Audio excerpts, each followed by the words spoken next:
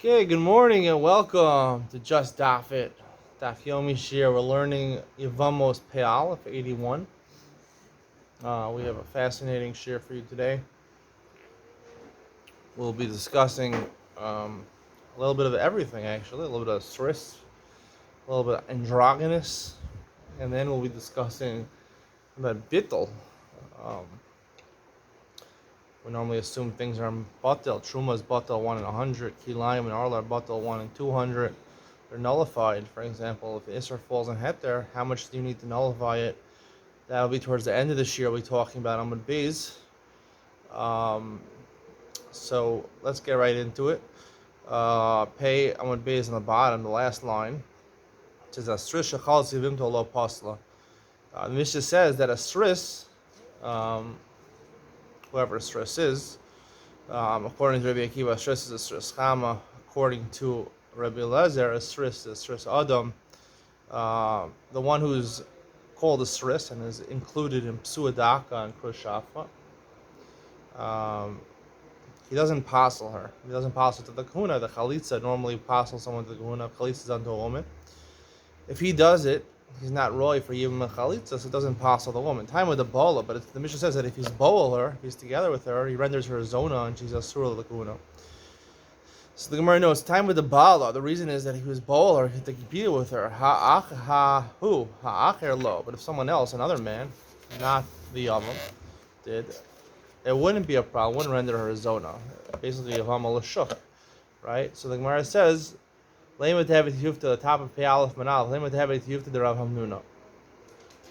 Say it's a refutation of Rav Hamnuna. Rav Hamnuna says, "The Amar Shomeres Yavam Shedzin Subsul Yevama." He holds that Shomeres Yavam. She's waiting for the Yavam. She goes Lashuk. She marries somebody else, not the Yavam. Not one of the Yavams. She's puzzle. She becomes puzzle. She becomes a zona. Just like a woman who's married to a man, she commits adultery, she becomes a zona. So too, Rav Hamnuna holds, we had a machlokes where the Shomeres Yavam, Yavam al-Shuk has Tvisas Kedushin, not Tvisas Kedushin. We would probably be assuming Rav Hamnuna is holding there's no Tvisas Kedushin. Haisa Lish Acher, Haisa, there's no Havaya. It lacks Havaya. So anytime there's no Havaya, there's no Kedushin. Tvisas is not Kedushin, it would produce a mamzer. We'd assume, like for the discussion about Eved Akuma Bas Israel, make her a mamzer or not. There's an Isra Lab, but there's no Tvisas Kedushin. Would that render her a mamzeris or not? So here it would render her a zona. The child would be a mamzer, and the woman would become a zona who's psula lakuna. The Gemara says, "Lo hu adin afil la'acher." Could be no. Really, the Mishnah really agrees with Rav Hamnuna. It would even someone else, Yevamos shuk. She marries somebody else. It would render her apostle the kahuna. Since the Reisha is talking about chalitza specifically of the sris, who's the yavam, so that's what's important over here. So too, we're talking about the yavam in the seifa, but it would apply to someone who's not the yavam also. The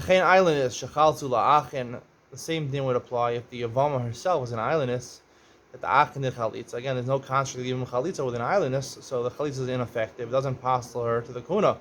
Time with the Baalua, but the Mishnah does say that if they're boel her, then it does ruin her. Time with the Baalua, so it's only because they're boel. Hello, Baalua, lo. If they weren't boel her, so then she would be muteras l'kahuna. Must be Kiman, the local Rabbi Yehuda. Our Mishnah must be not like Rabbi Yehuda. The Rabbi Yehuda, Hamar island is zona here. Rabbi Yehuda holds an islandess herself, just the fact that she can't bear children renders her a zona. It's an interesting shita we had on Daf, I think Samach Aleph. There are different categorizations of what a zona is. Rabbi Yehuda holds an islandess is a zona because she can't have children. That makes her in the classification of a harlot. Harlot zona, loosely translated as a harlot. Harlot. And therefore she has surah to the kahuna. Mishnah says, Sris Chama Kohen Shanasa Bas Yisrael. Sris Chama. Now this Mishnah seemingly is going according to Rabbi Elazar. Elazar holds Sris Chama is not a problem. It's not considered to be Psua Dacha, Krushafa. It's not in the category of them, and therefore he's, as opposed to a Sris Adam, if he's castrated by man, he would not. There would be no chalitza yibam. He would be part of psua daka kurashavcha. But if he's stress chama, he's born naturally. Since efshal raposo, you can get a refuah for this. He's not doesn't have the status psua daka kurashavcha, and therefore he's a kohen. He marries the bas Yisrael machila b'truma. Since he marries the bas Yisrael, he's a kohen. He doesn't lose his kedusha kahuna because he's a stress chama and not stress adam. So therefore, he's not only that, is he not because he doesn't lose kedusha's kahuna, he's allowed to feed his wife, who's a bas Yisrael, right? It doesn't say it's bas Yisrael, it doesn't say Israelis. As I said before, there's no such thing as a Yisrael. It's a Jewish woman, kedusha's Yisrael. Women don't have kedusha's Yisrael. They're only called a bas Kohen or a bas Yisrael. You see clearly from the Mishnah, bas Yisrael, the daughter of Yisrael, doesn't call her Israelis. Ma'achila b'truma.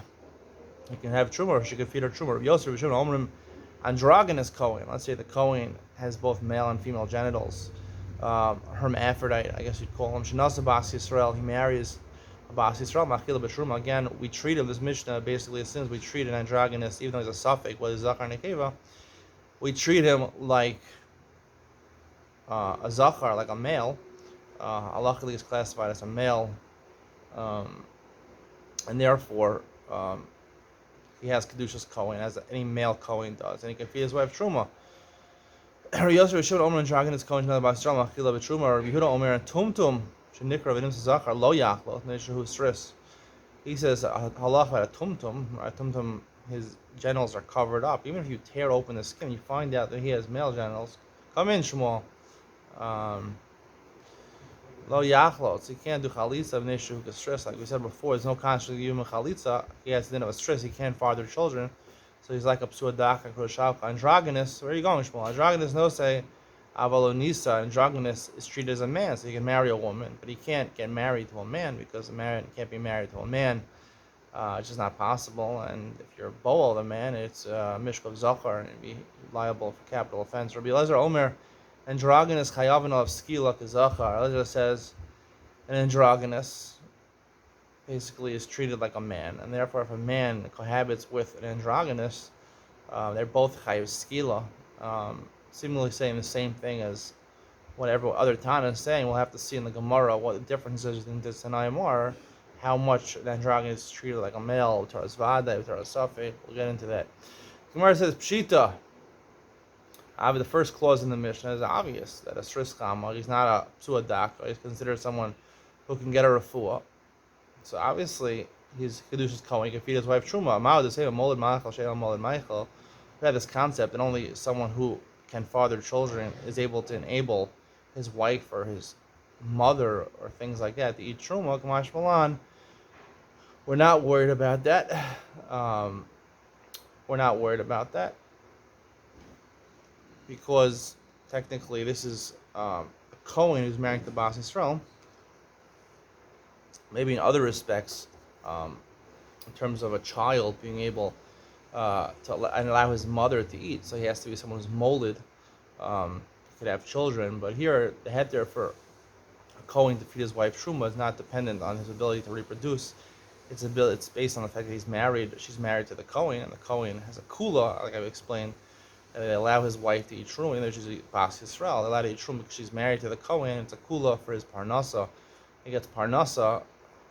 A substantial part of his income is truma, so he's allowed to use it to feed his wife.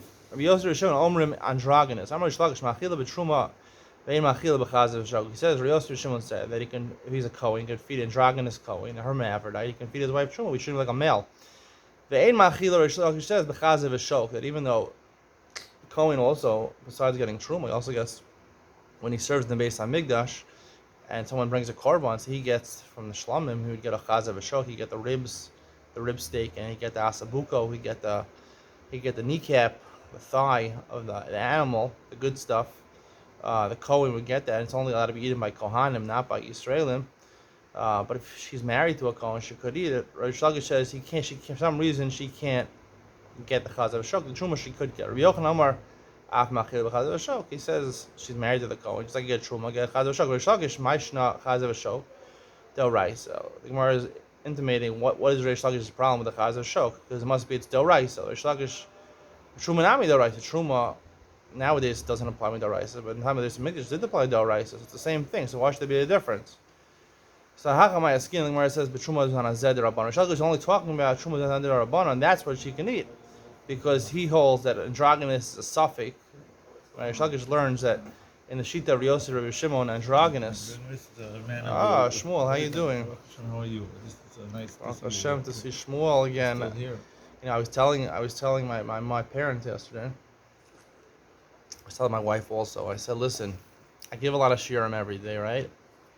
I give 6 shiurim a day. If you didn't know that, Shmuel. 6 shiurim. Shmuel gives 8 shiurim. So I mean, I'm not on Shmuel's madrega. He gives 8 shiurim a day. I give 6. Hopefully, one day I'll be zocha to live. So what are those 8 shiurim that you give Shmuel? 8. Yeah. Oh, 10? 10 shiurim? It depends. What do you give shiurim on, Shmuel? The audience wants to know. Yeah, well, some things are a little not, more, esoteric. He gives a shiur on. Weeds. He had a shiur yesterday. Is a cycle really called a cycle? I mean, in baseball, right? If someone hits for the cycle, right? They get in one game they get a single, double, triple, and a home run. That's not what I. So Shmuel had a shiur. In Yiddishkeit, is a cycle really a cycle? Meaning what? What is a reference to?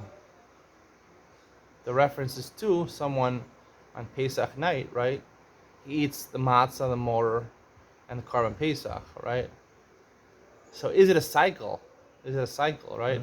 Is it ma'akev, meaning can someone who did all of them, can he claim to have accomplished, right? Basically, that's what you're saying, ma'akev zelazeh, because in the cycle in baseball, if you don't hit the triple, you don't have a cycle. So he brought it over very interestingly. Shmuel is very interesting. He's able to bring esoteric concepts like Torah concepts and bring them to something people can relate to, and he brought that into the cycle, just an introduction. If someone eats Pesach, matzah, and mortar, and then I had Pesach, but he doesn't eat the current Pesach, nowadays, is it worth anything, right? That was Shmuel's principle. That's how he introduced the shiur. It's very interesting. You want to listen to this. It's on all the major podcast channels and obviously YouTube also, and he has his own web page. You can check it out there. What's the name of your website? My website?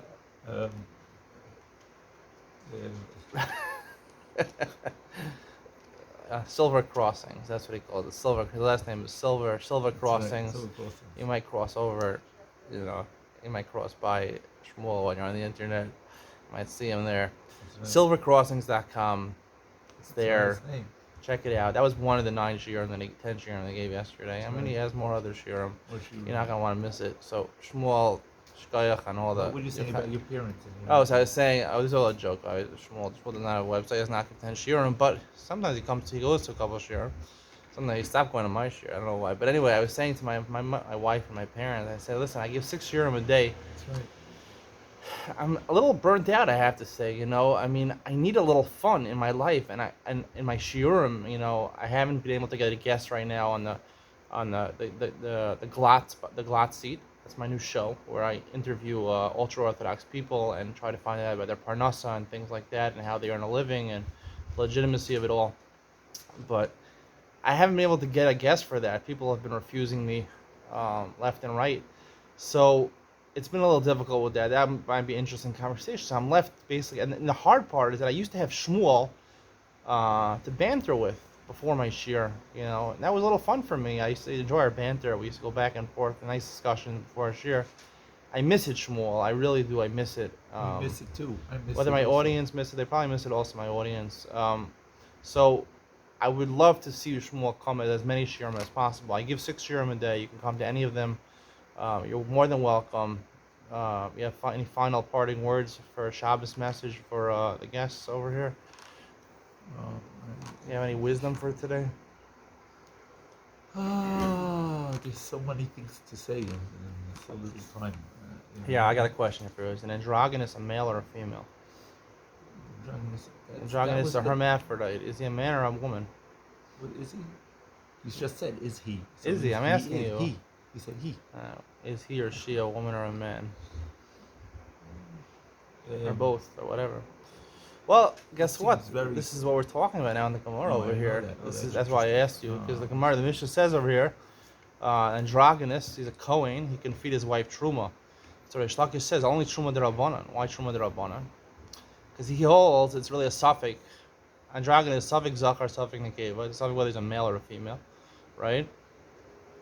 And suffix d'oraisa l'chumra. So by truma d'oraisa, you have the l'chumra shekeni truma. The rabbanan shuvat the rabbanan l'kula is you go l'kula. That's Reish Lakish's shita. So anyway, I hope you enjoyed that. That's an interesting question. And so let's continue this year. You can stay if you want. If you don't want to, you can leave. thank So you. the Gemara says shkoyach for coming. Please come more often. I like to talk to you. You're fun. Thank you. All right. So the Gemara says, Shlakish says, "Achil v'truma ve'en machil b'chazav v'shok." Rabbi Yochanan amar av machil b'chazav v'shok. Shlakish ma'ishna chazav v'shok d'oraisa. Truma ham d'oraisa. Hakaskim v'truma zman d'rabbanan. Only d'rabbanan. Like we explained, subject d'rabbanan. As much based on this kayamai. So what would Rish Lakish say? How would the base on Hamikdash? Adatani ein machil b'chazav v'shok. Why does he say specifically he can't let his wife eat chazav v'shok? Liflok v'linsnim b'dida medvar amur m'truma d'rabbanan. Once he's talking about truma, start talking about truma and make a distinction in truma itself. Truma d'rabbanan on the base of Hamikdash only she can eat truma d'rabbanan. Truma d'oraisa low. Truma d'oraisa she can't eat. Now so the Gemara answers, how can I become her? This is basically what he's saying. Truma achila b'truma b'zanazeh d'rabbanan. You can only feed her truma b'zanazeh d'rabbanan only nowadays when there's no base of Hamikdash. At the time of Chazav Shok, when the base of Mikdash was around, and there was Truma D'Oraisa and Chazav Shok D'Oraisa, so he couldn't even eat Truma D'Rabbanan, Reish Lakish says. Why? Because Xera D'Rabbanan. I feel the Truma D'Rabbanan, Dilma Asila Ochla B'Truma D'Oraisa, because maybe once you start eating Truma D'Rabbanan, it's come to eat Truma D'Oraisa, and now it'll be a problem because Safik D'Oraisa L'Chumra, and therefore she can't eat D'Oraisa. Rabbi Yochanan Amar Af Machil B'Chazav Shok, he says, D'Oraisa she could eat. We treat the guy like a male. He's a Kedushas Kohen. You really hold this is your basis. Amrlayin, he said, yeah, of course. Shadi Shona Eagle Igulim Ola. What's his proof to that? This proof to that is you have fig cakes. They used to press figs together. Yeah, let's say you have these fig cakes, round fig cakes. You can imagine like a Yerushalmi kugel, like a round slice of Yerushalmi kugel that you cut into the pizza pies. You give it out the Kiddushim here. So you have a lot of Yerushalmi kugel mixed together, or pressed figs mixed together. So, Shani Shona Igul Bigulim Ola, he holds that, let's say, 100, one of Truma and 100 of Chulin, right? So it's Batal. 1 in 100 is Batal. So it must be, it's Derabanan, right? The rice is not going to be batal. Amalei v'alo ani shona chaticha v'chatichos ola. Rabbi Yochanan responded to him, I hold one piece of meat is batal and other pieces of meat. Misav kol shdarkli manoshani. Etcha darkli manoshani. We're going to see. They basically machlokes, right? If something is significant, it's not batal even a 1 in 100. Shuma is batal 1 in 100. But if something is significant, so what makes it significant? Does it, if it's exclusively counted, or if it's sometimes counted, like eggs, right? Eggs are sometimes counted, not always counted. Actually, usually eggs are always counted, but certain things sometimes are counted, like igule devela. These things, these fig cakes, sometimes they're counted. Some people count them, some people don't count them.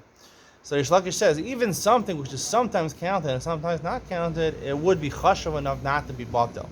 And Rabbi Yochanan says only things which are etchadarchli manos, only things which are all exclusively counted, like eggs, then those things are not batel. Mahi. Where is this machlokas from? And this, right, this would be the basis of whether you hold Shumas as a Rabbanan or it's D'Oraisa, right? Right? Because we're going to see that it's batel, so is it batel because it's only Rabbanan, or is it batel because it's not chashuv? It's not. Mishahayula chavile tilson. Let's say you had this spice. You know what had to translate tilson? What's modern day tilson? It's a spice. Our school translated as fenugreek. I don't think that's what it really means. I don't think people eat fenugreek except for simonim on Rosh Hashanah. What is fenugreek? I have to check up the Google Translate of tilson. But let's say he had some bags of fenugreek, tilson, shalkilaya karim. But you know what the problem was? They were mixed. They were planted next to wheat, they're planted next to grapes. They're kilayim, next to grapes. Karim yidlaku, you have to burn them, as we learned in Maseches Kilayim. If you follow Mishnah Yomi, we had just finished Maseches Kilayim recently. Kilaya Karim, if you violate the Isser, you have to burn it. It says, what does it say? Kedusha Sakarim or something like that. Yidlaku nisarvu b'acheros. Let's say you have this Kilaya Karim that can mix with other bags of fenugreek, right, which are not kilayim. Kulan yidlaku. Different meir says they're not batel. they're not batal. You're going to see either they're called kosher dark or etcher dark. Their significance, they're not batal, even though kilayim is only batal 1 in 200. If it's significant, it's davar chashuv, we know it's not batal. Chum have no problem. They say it's batal. Sheremeir Omer kosher dark limonos mekadesh. Meir says something which sometimes is counted. It's mekadesh. It's already, you can't be batal. It's chashuv. The Chumim in mekadesh al shisha devarim bavad. The Chumim argue on Meir. They say there's no concept of something being counted making significant. Only 6 things are actually considered significant. Rabbi Kiva Omer Shiva. Rabbi Kiva adds another one. Elohena goes a perach. These are nuts from perach. A perach is a place, or it's nuts that are break apart. You know any nuts that break apart? Parachim that make into what type of nuts are like that? I'd say peanuts maybe. Peanuts, they have that outer shell. It becomes pieces.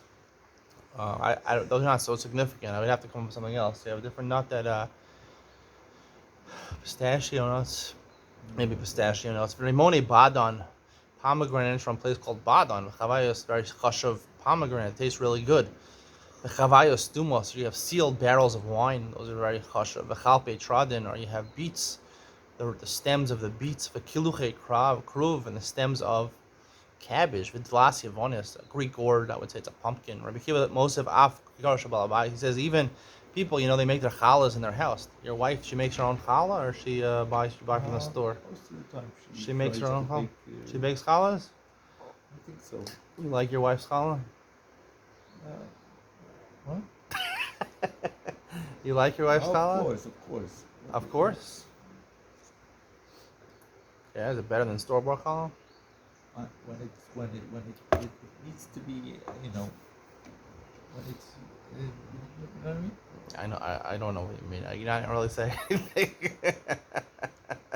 What are you saying, Shmuel? Is it better? I'm saying it's better. Answer the question. I am going to show this video to your wife. No, it is better. Only when I said that, if it has time to rise and be. I like fluffy challah. Do you like fluffy challah? What does your wife make? She makes it fluffy or not? It's fluffy. She doesn't have time. She makes it fluffy, but sometimes it doesn't. She's fluffy busy. It's always fluffy, but she's busy with Shmuel. Shmuel and her like to play chess at night, so she doesn't have time. We threw it out chess game. Who would win chess? You and your wife. I had a nice chess. Why did we throw it out? Shmuel, you against your wife in chess. Who would win? I don't think I ever played chess with my wife. I don't think she knows that. You play chess with your wife? What kind of... I don't like chess. Too much thinking. Hey, Shalom. How are you? Good Ner Shabbos. Good to know Shabbos. I have a question for you. Yeshli Sheila. You have to come on the camera. I have to see you. Come. Chaim. You play chess, shachmat, with your wife? Ima ishtacha? It didn't come out to me, no. Who would win, you or your wife, in shachmat? I don't know. I never tried. Does your wife make challah? Yeah. Is her challah good? Delicious. It's better than the store? Much more. Much better? Much better. Much better. So you let her have time to bake her challah. You don't play chess with her. Yeah, no, it doesn't take also a lot of time to make challah. People make How many a big challahs deal. your It's wife not- wait? It's Your not a wife big play? deal. We're learning a Gemara here. Rekiva says, Kikaru shel balabayas, that the loaves of bread, the challahs. And then we should know that if the husband wants to, if you do it with a mixer, so okay, you Right. need to wash the wood, the mixer afterwards. But you see right here, interesting. Rabbi Kiva If says, not, you lalush. the need. They knead it good, and then it makes it very nice and fluffy. Oh, fluffy, right? Yeah. I don't like fluffy challah. I like chewy challah. But anyway, I'll tell you something. The Gemara says here, Rabbi Kiva says, Kikaro shel balabayas. He says they're better than, obviously, he says the ones that they make in the house, the balabayas, the balasabayas, are better than the store-bought one. They're chashuv, considered davar chashuv, even according to her. If she knows how to make. But what does the Tanakama hold? The Chum argue on him. That's the machlokas. The Chum say that store-bought challah is better than the homemade challah. Akiva says the store-bought challah is better. The homemade challah is better than the store-bought challah. It's a machlokas. No, halan. But what in Eretz Yisrael? What Eretz Yisrael is better than the wife make it? Maybe No. It's Rabbi Akiva against the Chumim. We pass like the Rabbim. It's better to buy challah in the store. Conclusive. The Gemara says it over here. If you're wondering whether you should ask your wife to bake challah or buy challah in the store. For two reasons, it's better. One, because the chum say so, and sek tastes better. And second of all, your wife, you don't have to burden your wife making challah. She'll have more time to clean up the house. If really, All right. really, if she doesn't know how to make a challah What he good, so said? you could just tell her like to in a tell nice your way, then wife maybe what it will he be said. easy for you just to buy challahs, and it's a very nice way to tell that you prefer the challahs from the store. But if, I she did. makes When I good first got challah- married, I'll tell you the truth. When I first got married, we bought this fancy. My parents actually paid for this fancy mixer, KitchenAid. You know, like almost 2,000 shekel. Wow. In the first couple weeks we got married, I wanted my wife to make challah. She's proud of her challah. She's a good baker. Yeah. She was a good cook. She wants to make these things. She made it. And then I realized I don't like homemade challah. So after a couple of weeks, I told her the truth. And I don't like any homemade challah. It's not that she makes good challah. She made good challah, but I just don't like it. So I told her the truth because I'm not going to be one of those people that said their whole lives eating challah they don't like. So that's the end of the truth. And my wife was upset, but we have this mixer for 2,000 shekel. You want to buy it? Well, I KitchenAid, bought it's a it good one. also. We'll sell it to you 1,000 shekel, half price. You want it? Well, I had KitchenAid. it. It's a You pink have one. also? I bought already. All right, we have to finish this year. What, challah? Yeah, there's also I know. There's also All right. I was in a very fancy. You could tell your wife, and I said I was in a very fancy all avenue. You know, was avenue in Lud.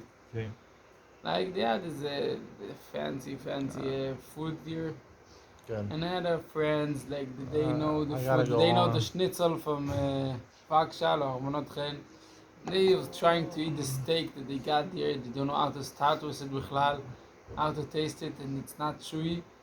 And like one of them like was throwing it on the plate and saying, Stop "Where's it. the schnitzel from Vakshal? Uh, I don't eat all of this fancy food. Give me something to eat." all right, listen, the truth comes out. This guy, before Shabbos, he goes to the wedding halls on Thursday night. He takes the challahs and the schnitzel, and that's how he makes Shabbos, right? All right, that's a good idea, right? You can save money. You go to the wedding halls and I gotta give a shir. Okay. We'll talk after. I just have to finish it. All right, with 3 minutes left. The Gemara says,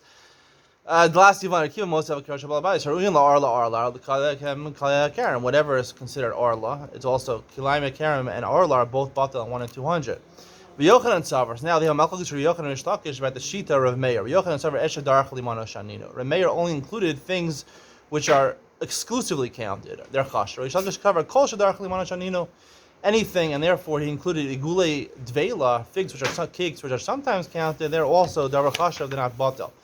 My chaticha. What is chaticha that Rabbi Yochanan referred to? The Tanya chaticha shel chatas tmeya. Let's say you had a piece of meat, a nice steak, a rib steak from a chatas tmeya, but it's tmeya, right? It's the tummy animal. Shnesar v'meya chaticha shel chatos tahoros. 100 pieces of meat from a chatas was tor. V'chein prusa shel lechem aponim. Right, part of the meat of the chatas is eaten by the kohanim. V'chein prusa shel lechem aponim.